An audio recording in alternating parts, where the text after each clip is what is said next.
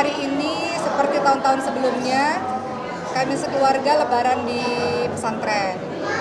Seperti biasa pagi tadi bangun dan sempat anak-anak sarapan dulu dengan sama seperti seluruh umat Islam di Indonesia ya, tonton ya.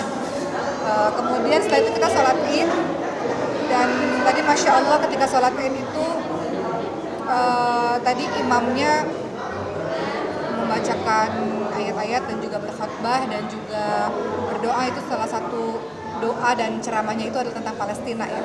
Jadi tadi saya sempat menitiskan air mata juga ketika imamnya berdoa dan tidak lupa mendoakan teman-teman kita di Gaza Palestina. Selama ini mungkin sudah akhir-akhir ini berita yang kita dengar mungkin tidak semasif di awal-awal. Padahal sampai hari ini teman-teman kita di Gaza Palestina juga masih sama dalam keadaan perang, kesusahan makan, kesusahan minum. Mereka tinggal di kemah-kemah, bom masih banyak di mana-mana.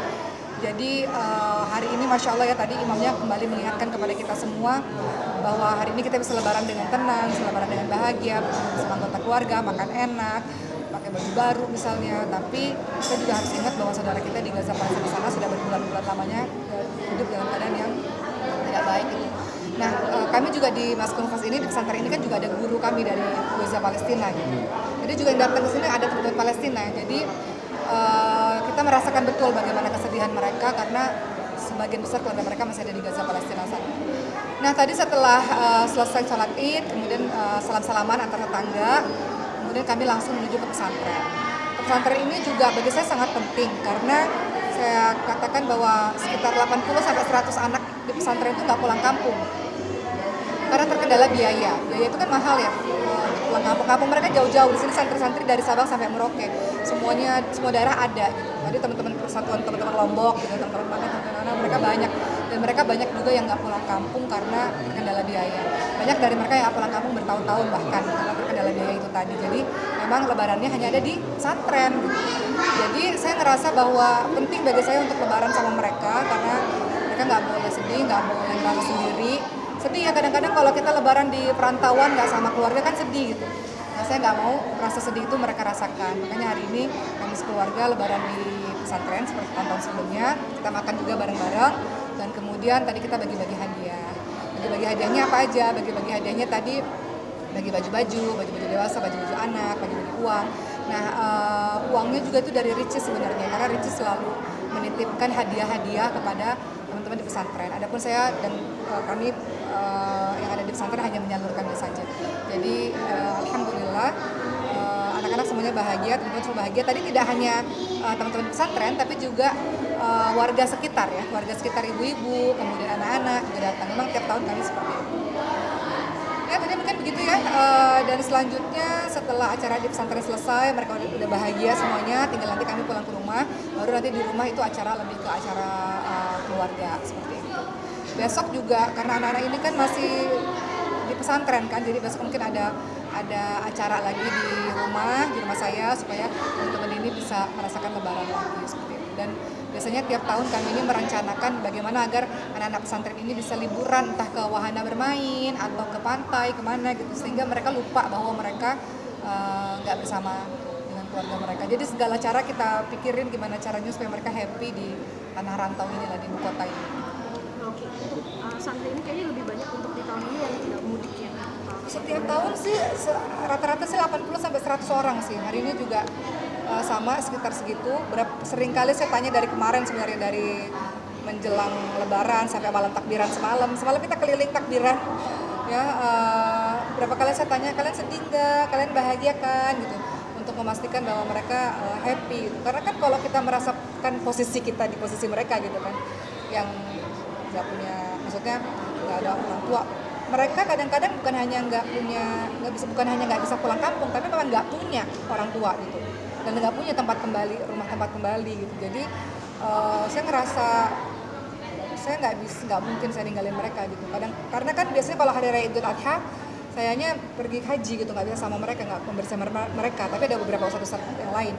Tapi khusus untuk Lebaran Idul Fitri ini penting bagi saya untuk setengah hari awal itu di hari pertama harus sama mereka. Nah, kalau dari Ustazah sendiri sama keluarga lebaran tahun ini? Ya Allah, Masya Allah, Alhamdulillah. Pertama, tentu ada rasa syukur kepada Allah karena Allah masih kasih kesempatan hidup ya sampai hari ini. Kematian itu kan nggak harus sakit dulu ya teman-teman, semua banyak sekali kematian mendadak tiba-tiba.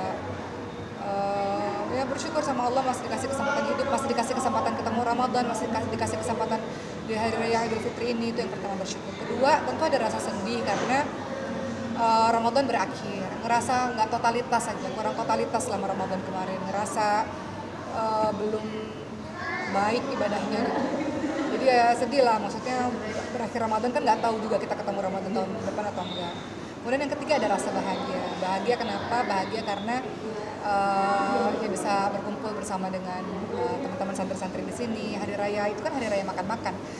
Hari raya Idul Fitri itu nggak boleh ada yang kelaparan. Hari raya Idul Fitri itu nggak boleh ada yang kesepian. Hari raya Idul Fitri itu nggak boleh ada yang sedih, nggak boleh. Ini hari raya kegembiraan, kebahagiaan. Jadi saya harus memastikan bahwa semuanya, khususnya teman-teman di pesantren ini semuanya bahagia. Tapi ya di tengah kebahagiaan ya ada kesedihan lagi, jadi bercampur lah. Kesedihannya tidak hanya karena meninggalkan Ramadan, kesedihan karena ingat teman-teman kita di Gaza Palestina gitu. Berapa kali kita harus ngingetin supaya teman-teman ini nggak lupa. Kadang-kadang kan kita ngerasa bahwa ini udah berbulan-bulan lamanya, jadi kita lupa sama teman-teman kita di Palestina. Padahal kondisinya sampai hari ini masih sama, mereka masih susah. Jadi ya bercampurlah, lebaran kali ini berbeda dengan lebaran sebelumnya karena bercampur perasaan bahagia dan perasaan sedih karena masih mengingat teman kita di Gaza.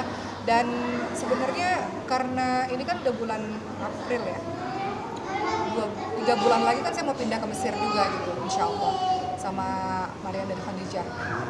Kemudian sebagian anak tinggal di Indonesia, jadi memang udah gimana ya, udah jiwa, setengah jiwanya tuh udah di Mesir gitu, jadi udah berkonsentrasi untuk bisa pindah dan belajar ke sana, belajar ya, bukan pindah selamanya.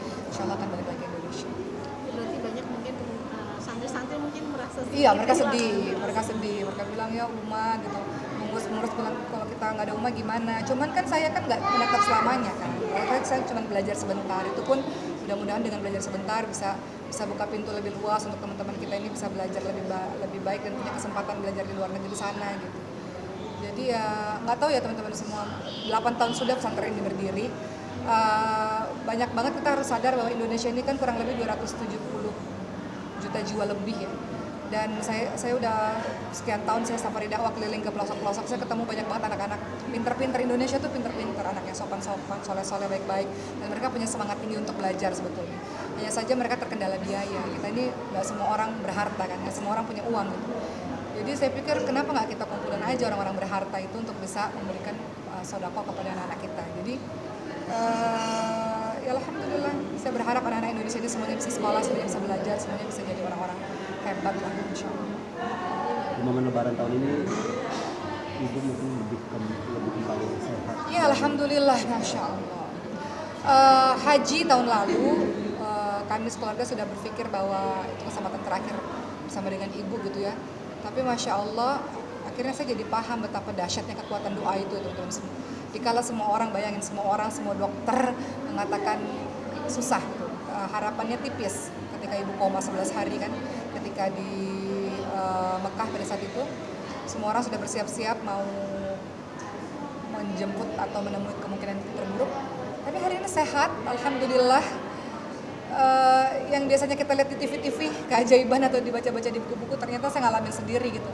Jadi saya ngerti tentang arti kekuatan doa, asalkan kita doa sungguh-sungguh dan yakin ya, dalam keadaan sangat yakin. Masya Allah, Allah tuh ajaib banget sih bisa merubah keadaan seseorang. Jadi maknai hari ini alhamdulillah dikasih kesempatan lagi untuk bisa sama ibu, alhamdulillah, dan ibu dalam keadaan sehat.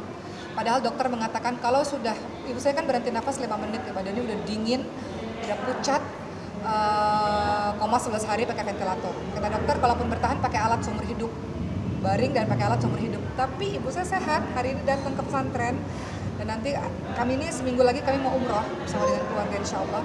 Ibu pun ikut umroh lagi gitu. Jadi terlalu banyak lah keajaiban-keajaiban yang Allah berikan kepada keluarga kami gitu.